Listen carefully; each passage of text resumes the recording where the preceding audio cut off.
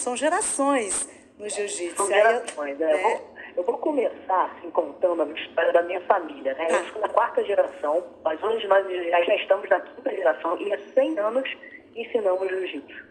E vem passando, né, de geração em geração todos os ensinamentos do meu bisavô, que foi o primeiro Gracie, né, a ter contato com o jiu-jitsu. Tudo começou em Belém do Pará, onde ele teve contato com um japonês, professor de jiu-jitsu, e ele se encantou tanto por essa arte marcial que ele fez o jiu-jitsu a sua vida. E aí ele se muda para o Rio de Janeiro com os irmãos e começa a dar aula aqui lá no Rio de Janeiro. Essa história é muito incrível, né? Porque dessas aulas que eles começaram a dar e dos filhos que tiveram, que seguiram no caminho do jiu-jitsu, e tantas gerações ensinando jiu-jitsu, hoje a gente leva o nome do Brasil para o mundo inteiro, né? Leva uma arte marcial que foi conhecida como o jiu-jitsu japonês, mas quando veio para o Brasil se abrasileirou, né? E virou o jiu-jitsu da família Gracie, o jiu-jitsu do Brasil. Eu tenho muito orgulho, né, de ver como que o jiu-jitsu está em todos os cantos do mundo e dando oportunidade para muitas pessoas e levando saúde, né? Então, o mais importante é isso, é usar o jiu-jitsu como uma ferramenta para a saúde. Lindo, lindo, lindo. A Kyra Gracie fala sobre o contexto familiar, a trajetória dela dentro desse contexto, porque já foi uma luta já dentro da família, né, Kyra? Porque não é porque você veio de uma família tradicional do jiu-jitsu que foi fácil, porque sendo mulher, você ali já estava quebrando também uma tradição, né? Eu tive que lutar para poder lutar. Foi o seguinte a história. Eu fui a primeira mulher da minha família a conquistar a faixa preta. As mulheres, elas não tinham a tradição de...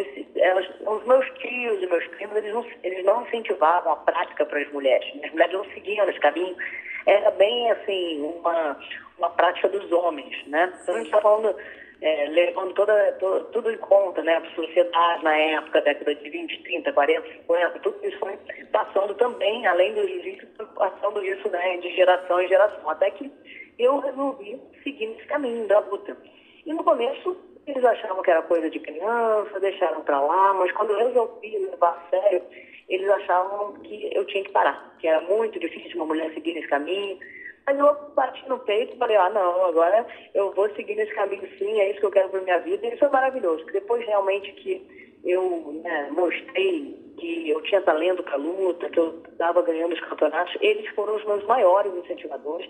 E a gente abre uma nova frente aí dentro da família Gracie, com uma mulher faixa preta, abrindo caminho aí para outras mulheres que seguiram nesse caminho também da luta. Então, eu fico muito feliz, né, de não ter desistido nesse caminho, porque pensei muitas vezes em desistir. E aí, o que eu conto nessa história toda, do meu livro, é como que eu, como uma mulher, dentro de um ambiente muito masculino, né, e machista, muitas vezes, na maioria das vezes, como que eu consegui, né, sobressair, como que eu muitas vezes me vi limitada mentalmente, assim, onde o meio me colocava muito para baixo, onde a gente não se sentia capaz pelo fato de ser mulher, e eu tive que trazer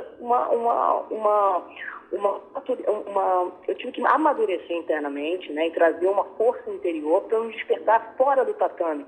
Então eu era campeã no tatame, mas na minha vida eu não tinha coragem de me posicionar, eu passava por situações constrangedoras, pelo simples fato de eu não saber colocar limites.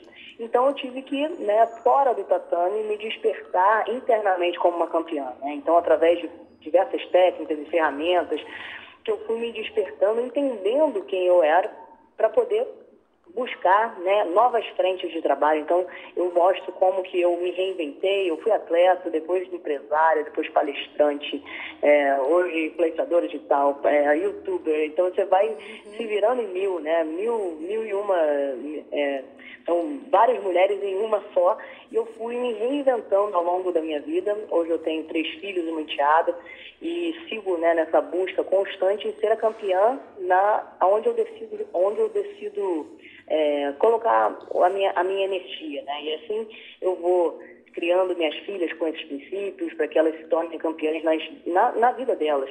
Quando eu falo campeã, não é chegar lá e vencer um campeonato ou vencer sempre que tá, mas buscar qual é a sua melhor versão, aonde que você se sente